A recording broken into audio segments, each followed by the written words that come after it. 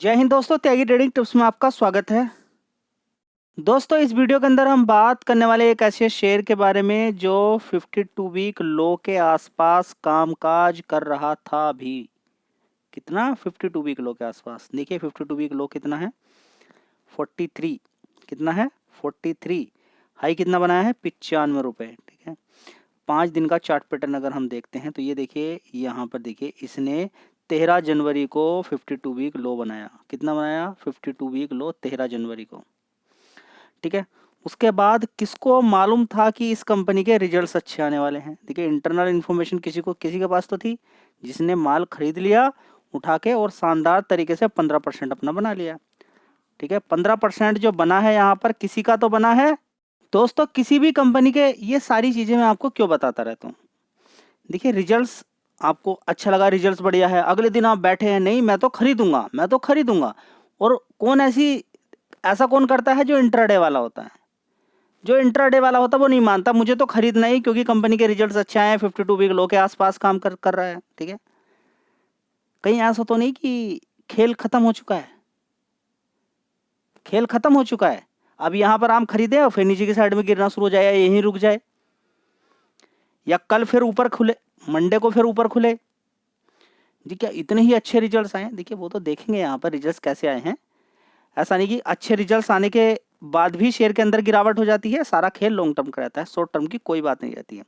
मजेदार बात यह है कि सिगाची इंडस्ट्री लिमिटेड की अगर बात करते हैं तो मार्केट कैप बहुत छोटा है। बस ये मजेदार बात इस कंपनी के अंदर है। केवल 1700 करोड़ की कंपनी, बहुत छोटी कंपनी है, यानी कि आने वाले टाइम में अगर कंपनी काम करती है तो बड़ी बन सकती है। चलिए देख लेते हैं इस कंपनी का प्रॉफिट रेवेन्यू कैसा है। दोस्तों याद रहे, किसी भी कंपनी को आप खरीद रहे हैं उसकी वेबसाइट एक बार चेक कर लें, उसका काम चेक कर लें, काम क्या करती है, इंपोर्ट एक्सपोर्ट उसका कर लें। ठीक है, तो कंपनी की बात करें तो लार्जेस्ट मैन्युफैक्चरर है किसकी, माइक्रो क्रिस्टलाइन सेल्यूलोज की। क्या भला होती है। सबसे पहले ये भी देख लीजिए, मल्टी लोकेशन पे फैसिलिटीज़ है कंपनी की, जहाँ पर काम करती है तेलंगाना या गुजरात के अंदर कंपनी अपना प्लांट लेकर ये सारा काम करती है। चलिए कंपनी की अगर बात करें तो लीडिंग मैन्युफैक्चरर है, जो कि अभी बताया। ठीक है, इसके साथ ही अगर बात करते हैं तो कंपनी की, देखिए जो कंपनी प्रोडक्ट बनाकर तैयार करती है ये मेडिसिन के अंदर ज़्यादा काम करता है। देखा आपने, जो मेडिसिन होती है उसके अंदर इस्तेमाल इसका किया जाता है। ऐसा नहीं कि सारी मेडिसिन इसी से बनाई जाती है। मेडिसिन को एक इकट्ठा करने में, यानी कि जो मजबूती बनाने में उसमें काम किया जाता है। ठीक है, इसके अलावा इस कंपनी का काम भी और भी है। मेंटेनेंस की अगर बात करें, speciality chemicals, petrochemicals, water treatment के अंदर भी कंपनी की पार्टनरशिप है, फार्मा प्लांट्स के अंदर। ठीक है, तो कंपनी के पार्टनर कहाँ कहाँ पर हैं, एल्कलीज, गुजरात एल्कलीज की बात करें। ठीक है, इसके अलावा आदित्य बिरला ग्रुप की बात करें, ओएनजीसी की, अदानी इंटरप्राइजेस की बात करें। ठीक है, तो ये बड़ी बड़ी कंपनियां, ऐसा नहीं कि यही कंपनियां ये सारा काम, ये पेट्रोलियम का काम ये करती नहीं। इसके प्रोडक्ट की डिमांड अलग अलग जगह है। एपीआई के अंदर 9% का रेवेन्यू कंपनी का आता है। ठीक है, तो कंपनी की अगर बात करें तो एक्वायर्ड किया है कंपनी ने लगभग 80% स्टेक किसके अंदर, try max bio science private limited के अंदर। ठीक है, तो उससे एपीआई का काम कंपनी करती है। ठीक है, इसमें 100 करोड़ का भी एक्सपेंड करने के लिए एपीआई प्रोडक्ट के लिए कंपनी ने पैसा लगाया हुआ है। ठीक है, ज्योग्राफिकल की अगर बात करें तो 60+ देशों के अंदर कंपनी का काम है, middle east, Europe, Asia, Australia and America. तो ये खुशी की बात आपको मिल गई है कि इंडिया नहीं, इंडिया के बाहर भी कंपनी का माल जाता है, मतलब कुछ तो बात है। डोमेस्टिक से 34% का रेवेन्यू आता है, एक्सपोर्ट से 66% का रेवेन्यू आता है। ठीक है, ये मज़ेदार बात आपको देखने को मिल रही है। ठीक है, तो और मिला के थोड़ी सी हिंट आपको मिल गई है, जो कि फार्मास्यूटिकल्स के अंदर कंपनी का काम, प्रोडक्ट का इस्तेमाल किया जाता है। बहुत अच्छी बात है। चलिए अब देख लेते हैं कि कंपनी के अंदर और क्या क्या चीज़ें, यानी कि कंपनी का रेवेन्यू कैसे बढ़ रहा है, नेट प्रॉफिट कैसे बढ़ रहा है।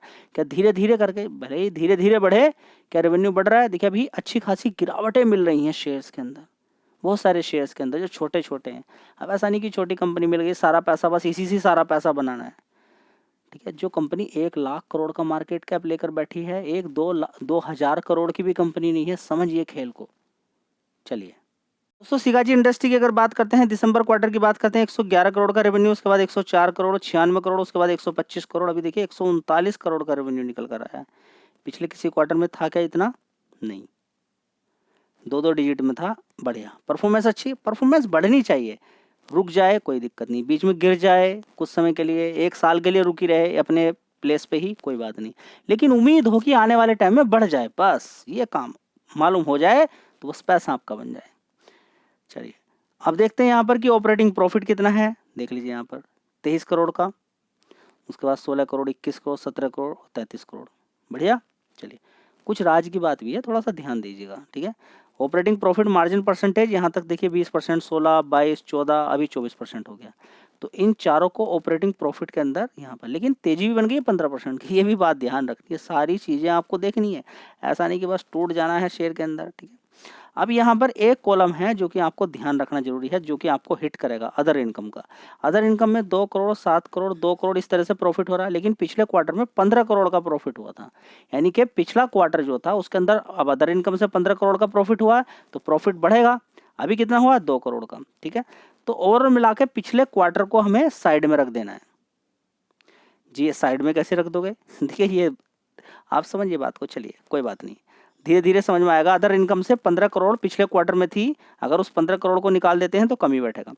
तो अब कितना है, 21 करोड़ का प्रॉफिट देखने को मिला है। पिछले क्वार्टर में 21 करोड़ का ही प्रॉफिट था, लेकिन वो 15 करोड़ का अदर इनकम से आया था, ठीक है।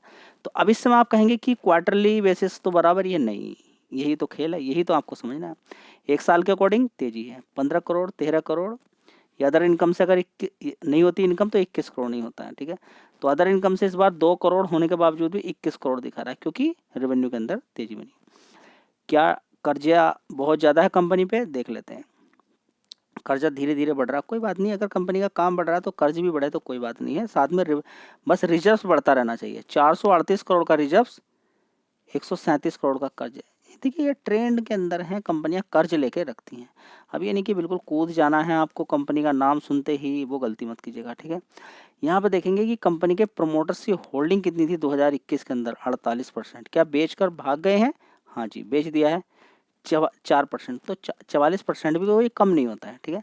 एफ की बात करें तो 2% की हिस्सेदारी थी, 1% रह गया जी। सारा माल तो पब्लिक के पास ही है, तो बहुत सारी ऐसी कंपनियां हैं जो पब्लिक और प्रमोटर्स के पास ही हैं और शेयर के अंदर तेजी बनती है, ठीक है। एफ को डी को आने में कोई समय नहीं लगता, बस गिरावट उनको चाहिए, सस्ते दाम चाहिए, शेयर का पैसा बन जाता है, ठीक है। वोडाफोन आइडिया, बहुत सारे लोग कंफ्यूज रहते हैं क्या करना चाहिए क्या नहीं। देखिए सारा खेल कर्ज का है, कर्ज खत्म हो जाए तो भाग सकता है, लेकिन ऐसा नहीं भाग भाग के बहुत ज़्यादा भाग जाएगा। 65,000 करोड़ का मार्केट कैप है, ये भी समझना बहुत ज़्यादा ज़रूरी है, आप इस चीज़ को समझते नहीं है।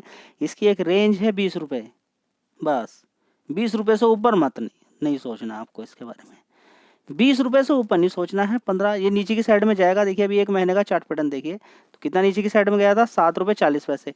यहाँ से कितना पैसा इसने बना के दे दिया, ये देख लीजिए 23% के रिटर्न। तो इसी तरीके से पैसा बनता रहता है, शेयर ये बना के देता रहता है, ठीक है। लेकिन इसके अंदर अभी देखिए एक सोर्स के थ्रू खबर देखने को मिल रही है, याद रखिए रिपोर्ट है सोर्स, गवर्नमेंट इज कंसिडरिंग बेबिंग, जबकि मुश्किल है। 50% इंटरेस्ट क्या माफ़ कर सकती है कंपनी, सरकार, ठीक है।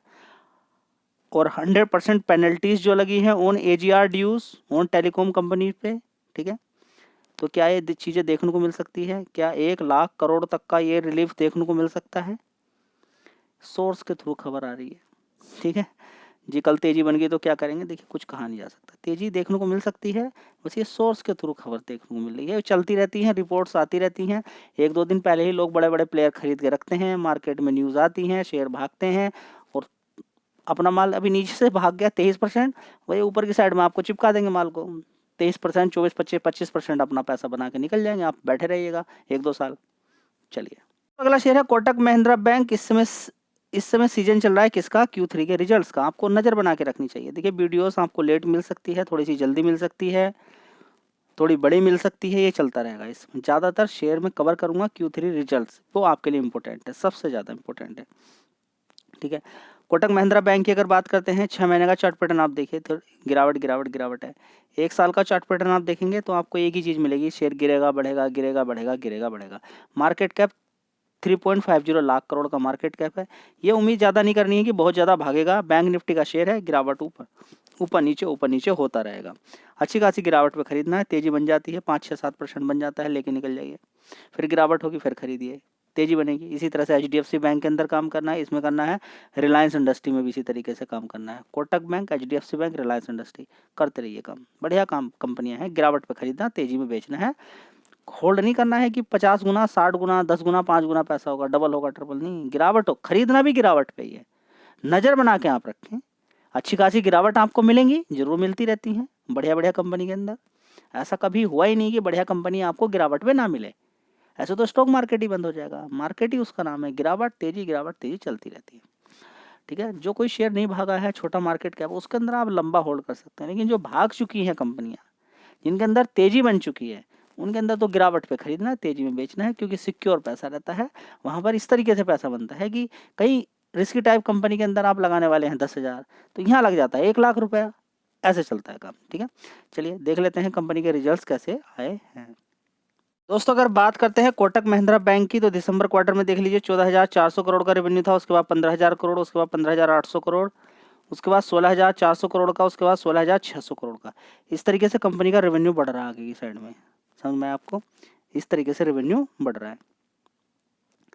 नेट प्रॉफिट देख लीजिए 4,200 करोड़ का, उसके बाद 5,300 करोड़, 7,400 करोड़ का, उसके बाद देखिए 5,044 करोड़, और अभी देखिए 4,700 करोड़ का। रेवेन्यू के अंदर गिरावट है, ईयर ऑन ईयर बेसिस पे तेजी है, क्वार्टरली बेसिस पे गिरावट है। क्या खराब हो गया? नहीं, ये सारी चीज़ें नहीं होती हैं। देखिए खराब कुछ नहीं होता है, गिरावटें उठक पटक ऊपर नीचे चलती रहती हैं। हाँ, प्रॉफिट गिरा है, ठीक है, और इस गिरावट के पीछे के कारण आपको मालूम ही है कि ग्रोस एनपीए के अंदर जब तेजी बनती है तो प्रोविजनिंग थोड़ी सी ज़्यादा करनी पड़ जाती है।